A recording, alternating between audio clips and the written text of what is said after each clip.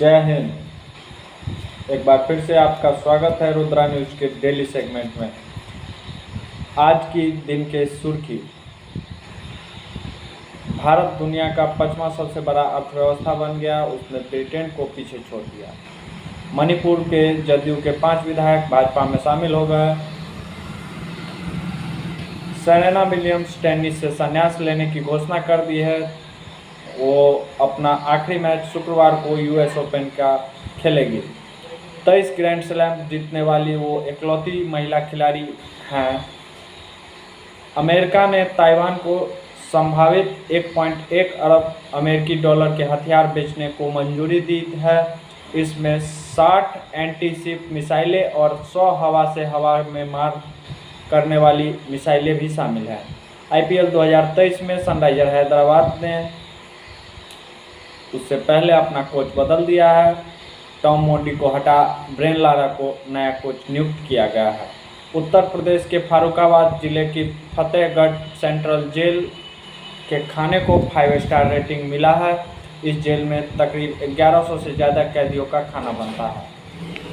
अब बात NCRB report की, जो 2 दिन पहले सरकार को दायर की गई। एक मशहूर भजन गायक हुआ करते थे, हरिओम शरण। उनका एक मशहूर भजन हुआ करता था, सबके दाता राम, भिखारी एक दुनिया, भिखारी सारी दुनिया। भजन के बोल सादे और सरल हैं। समूचे जग के लिए राम एक स्रोत की तरह। हरिओम शरण से माफ़ी के बाद हम उनकी उपमा का इस्तेमाल एक दूसरी जगह करना चाहते हैं। डाटा एक राम, भिखारी सारी दुनिया। जो स्थान देव में इष्ट का है, वही स्थान प्रशासन की दुनिया में डाटा का है, यानी कि जानकारी। डेटा सरकार की नीति का स्रोत होता है, वही नीति जो हम सब का जीवन प्रभावित करती है। इसलिए जरूरी है कि समय समय पर डेटा को खंगाला जाए। भारत सरकार ने बड़े काम का डाटा साझा किया है। 2021 का क्राइम इन इंडिया रिपोर्ट दायर किया है। National crime record bureau NCRB द्वारा तैयार की गई ये रिपोर्ट हमारे समाज में तरह तरह की अपराधों और उनके बाद हुई कार्रवाई के बारे में बतलाता है। इस रिपोर्ट के आधार पर हम बता सकते हैं कि देश में महिलाएं सबसे ज़्यादा कौन से सूबे में सुरक्षित हैं, वहाँ सबसे ज़्यादा दंगे हो रहे हैं और कहाँ सबसे ज़्यादा लोग पे यूएपीए लग रहा है। और भी बताएंगे हमारे समाज में खुदकुशी सबसे ज़्यादा कौन से वर्ग में बढ़ रही है। अपराध और अपराधियों के डाटा से ज़्यादा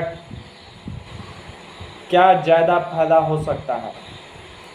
ये समझने के लिए आप आज से 68 साल पहले यानी क्राइम इन इंडिया रिपोर्ट देख सकते हैं। भारत में अपराधों की जानकारी रिकॉर्ड में अंग्रेज़ों के ज़माने से थी दर्ज हो रही है, लेकिन 1954 में पहली बार केंद्रीय मंत्रालय ने एक विधिवत रिपोर्ट जारी की।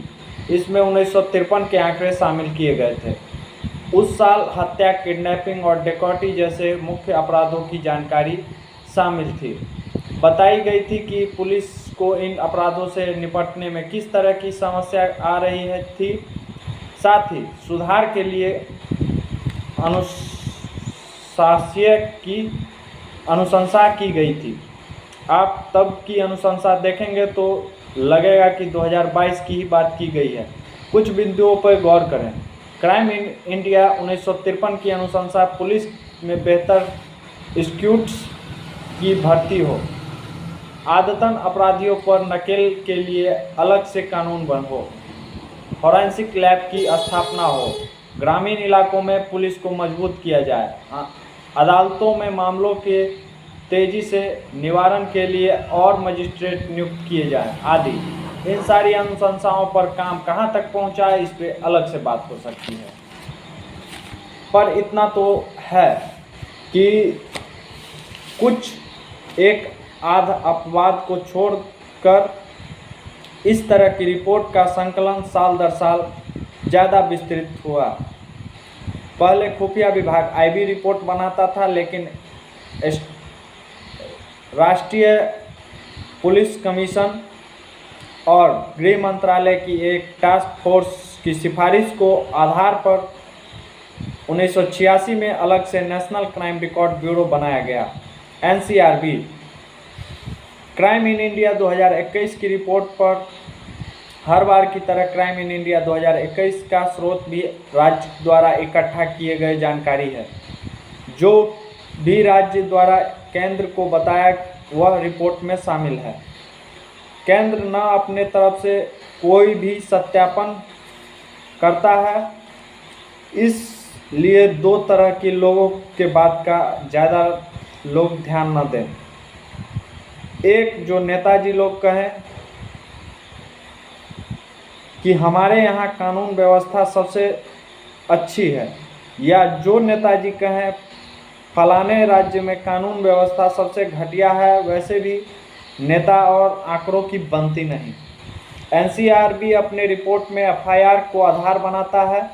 अब आप तो जानते हैं कि थाने में तहरीर से लेके एफआईआर तक का सफ़र कई बार कितना लंबा और जटिल होता है। हर मामला जो तहरीर की शक्ल में पुलिस के सामने आता है, उस पर एफआईआर नहीं दर्ज की जाती। ऐसे में अंडर रिपोर्टिंग भी होती है, यानी कि असल संख्या भी नहीं मालूम चलती है। अपराधों की संख्या एक और कारण से भी घटी है।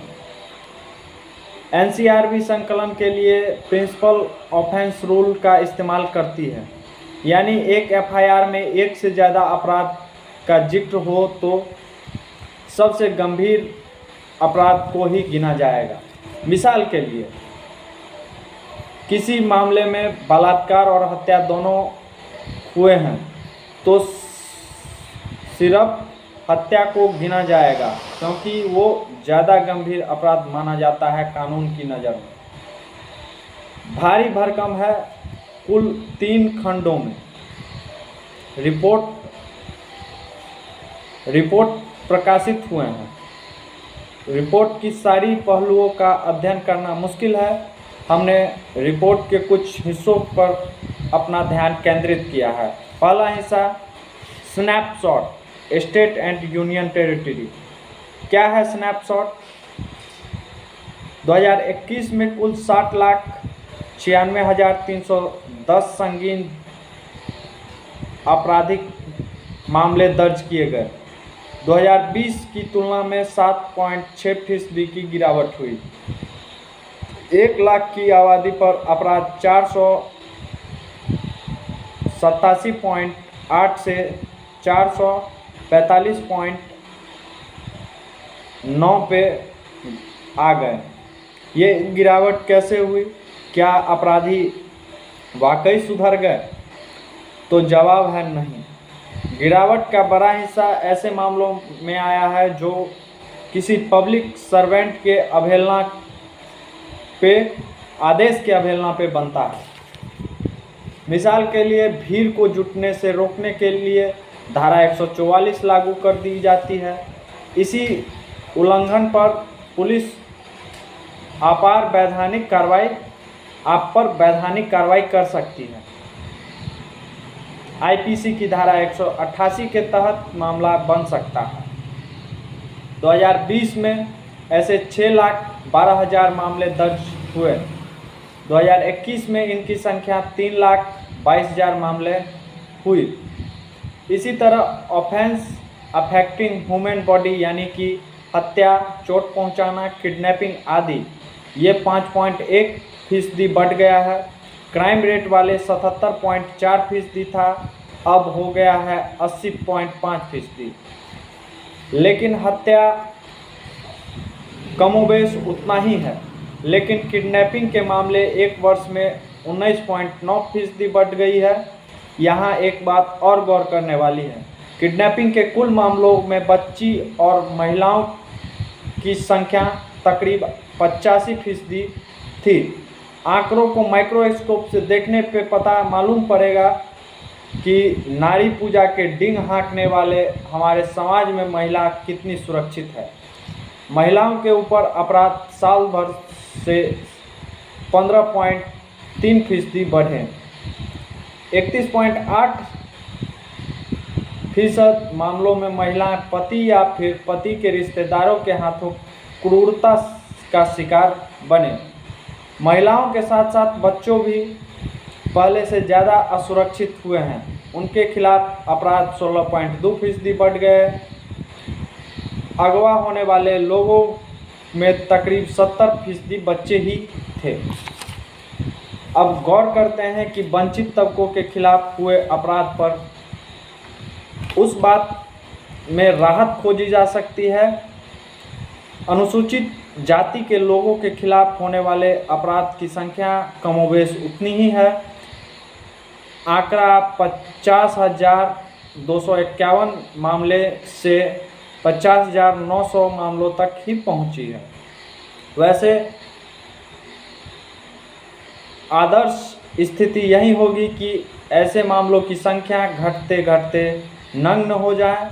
अनुसूचित जाति के खिलाफ अपराध 8,272 से बढ़कर 8,802 हो गए, यानी यहाँ उछाल 6.4% का है। ये हमारे लिए चिंता का विषय है। अगला बिंदु दिलचस्प है। इन दिनों आरंभिक अपराध और भ्रष्टाचार, आर्थिक अपराध और भ्रष्टाचार पे एजेंसियों की कार्रवाई बहुत सी खबरें आते हैं। इन्हें लेके राजनीति भी खूब होती है। एनसीआरबी की रिपोर्ट में इनकी जानकारी भी दर्ज है। कुल मामलों में राजनीति मामलों की संख्या बहुत छोटी होती है। ज़्यादातर मामले फ्रॉड और जालसाजी जैसे हैं। आंकड़ा क्या है? आर्थिक अपराध एक साल में 19.4% बढ़ गए हैं।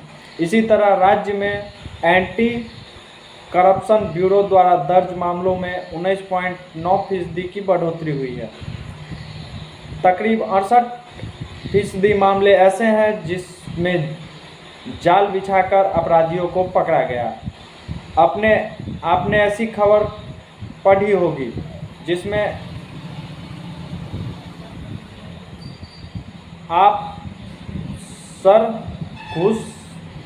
अफसर घूस लेते रंगे हाथ गिरफ्तार।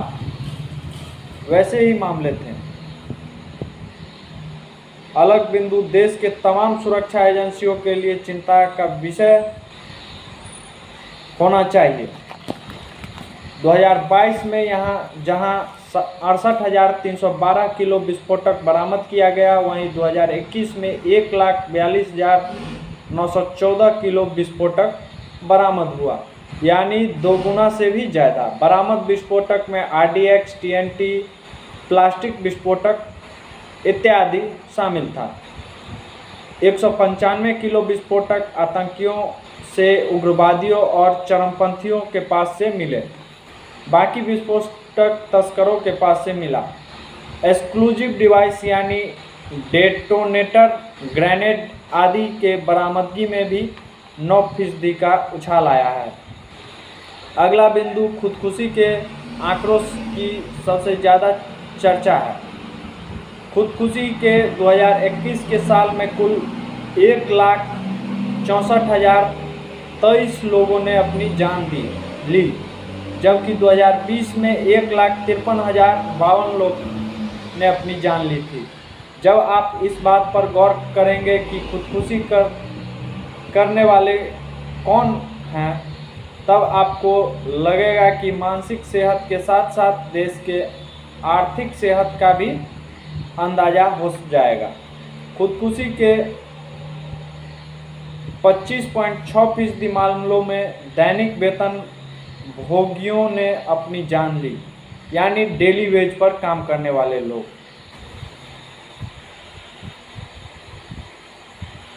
डेली वेज पर काम करने वाले लोग ज़्यादा तनाव में हैं और उन्हें समय समय पर मदद नहीं मिल पा रही है। इतना ही नहीं, अपना संभव स्वयं का काम करने वाले लोग भी खुदकुशी के मामलों में 16.73% बढ़े हैं। इन सारे आंकड़ों को गौर से देखें तो बेरोजगारी एक मुख्य मुद्दा है, अभी भी देश के लिए एक मुख्य चुनौती का विषय है। भारत में पुलिस सुधार की मांग तब और मुखर हो जाती है जब हिरासत में मौत की खबर आती है। आंकड़े साल 2021 में सबसे ज़्यादा कस्टोडियल डेथ हुई गुजरात में। देश भर के कुल 88 मामलों में से 33 गुजरात से हैं। 2020 में की तुलना में गुजरात में कस्टोडियल डेथ में 53% की बढ़ोतरी हुई है। इसके बाद महाराष्ट्र का नंबर है। यहाँ 2021 में 21 लोग पुलिस हिरासत में मारे गए। गुजरात में 23 में से 22 ऐसे हैं जो जब व्यक्ति रिमांड पर नहीं थे। एक व्यक्ति की मौत रिमांड पर हुई थी। 9 लोगों के लिए वजह आत्महत्या दी गई, जबकि 9 लोगों के लिए कहा गया कि वो बीमारी के कारण मारे गए। इन मामलों के संबंध में 12 पुलिस अधिकारियों को गिरफ्तार भी किया गया।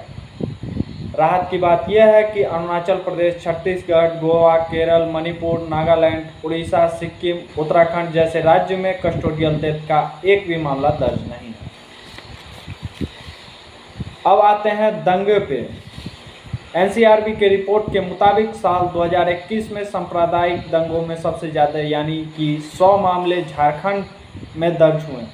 दूसरे नंबर पर यहाँ पर भी महाराष्ट्र रहा है।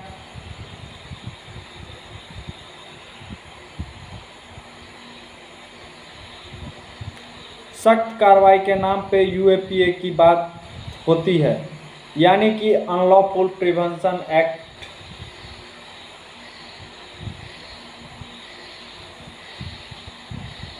माफ कीजिएगा, अनलॉफुल एक्टिविटी प्रिवेंशन एक्ट का जिक्र खूब होता है। इसके सबसे ज़्यादा मामले देखे गए हैं जम्मू कश्मीर में 289, मणिपुर में 157, असम में 95, झारखंड में 86 और उत्तर प्रदेश में 83। ये एनसीआरबी के रिपोर्ट के मुताबिक आप खुद भी यूट्यूब पर और गूगल पे जाकर एनसीआरबी का रिपोर्ट देख सकते हैं। उसमें देख सकते हैं कि कौन कौन से राज्य में अपराध बढ़े हैं और कौन कौन से राज्य में अपराध घटे हैं। आज के शो में इतना ही, फिर मिलते हैं। जय हिंद, जय बिहार, हर हर महादेव।